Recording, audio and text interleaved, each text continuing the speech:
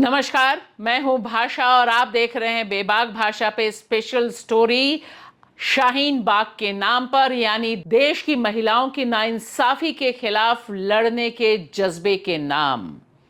आज जितनी बड़ी भी खबरें हों, हमें सबको मिलकर याद करना जरूरी है कि आखिर किस तरह से जामिया मिलिया इस्लामिया के छात्रों पर 15 दिसंबर 2019 को जो पुलिस ने लाठीचार्ज किया, जिस तरह से आतंक का राज मचाया, उसके खिलाफ उनकी माएं, उनकी रिश्तेदार बैठ गई धरने पर।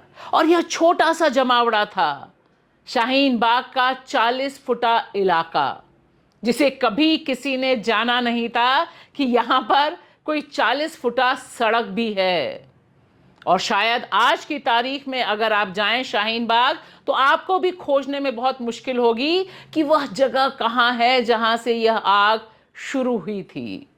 लेकिन देखिए, देश के नागरिक के तौर पर मुस्लिम महिलाओं की जो दावेदारी थी और उनका यह जो ऐलान था कि यह मिट्टी दस्तावेज हमारा, इसने पूरी की पूरी तस्वीर को कितने बड़े पैमाने पर बदला है।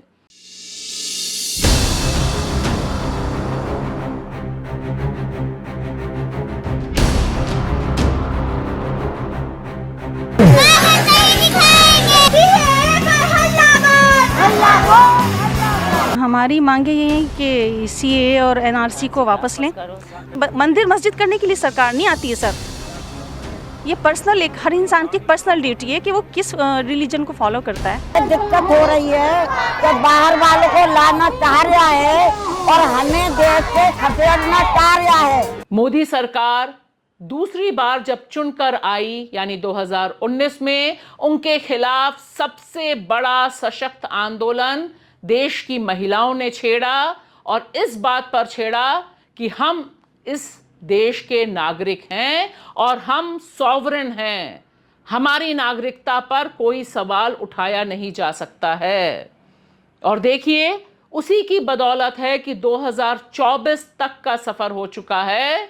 मोदी जी तीसरी बार प्रधानमंत्री बन चुके हैं, लेकिन आज की तारीख में भी नागरिकता संशोधन कानून को, सीएए को उस तरह से लागू करने का उनका मंसूबा पूरा नहीं हो पाया है। हालांकि तलवार गर्दन पर लटकी हुई है देश के तमाम नागरिकों के ऊपर।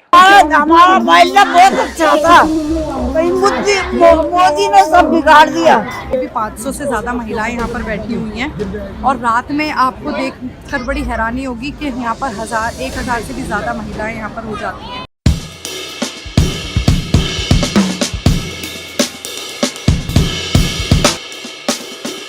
और देखिए, 2024 में जब एक बड़ा मुद्दा बनता है कि देश के कॉन्स्टिट्यूशन को बचाना है, उसकी भी लकीर शाहीन बाग ने ही खींची थी। शाहीन बाग आंदोलन ने ही सबसे पहले देश के कॉन्स्टिट्यूशन को एक विरोध के औजार के तौर पर पेश किया था। देश भर में जहां जहां शाहीन बाग हुआ, वहां पर देश का कॉन्स्टिट्यूशन और उसकी प्रस्तावना यानी प्रीएम्बल ही सबसे बड़ा पोस्टर बना था।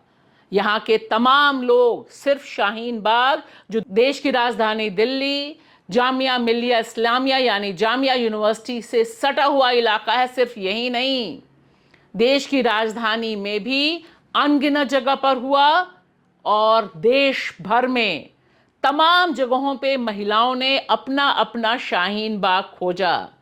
यह प्रोटेस्ट देश के संविधान को बचाने की जो लड़ाई आज की तारीख में विपक्ष संसद के भीतर लड़ रहा है, वह दरअसल शुरुआत इन महिलाओं ने की थी। इसे याद रखना बहुत जरूरी है कि आज जब विपक्ष के सारे नेता, चाहे राहुल गांधी हो, चाहे अखिलेश यादव हो या तमाम और लोग, जब देश के कॉन्स्टिट्यूशन को हाथ में लेकर आंदोलन करते हैं संसद के भीतर और बाहर, तब उनकी एक कड़ी शाहीन बाग से जुड़ती है। हम लोगों को अपनी सिटीजनशिप प्रूव करनी है, ठीक है।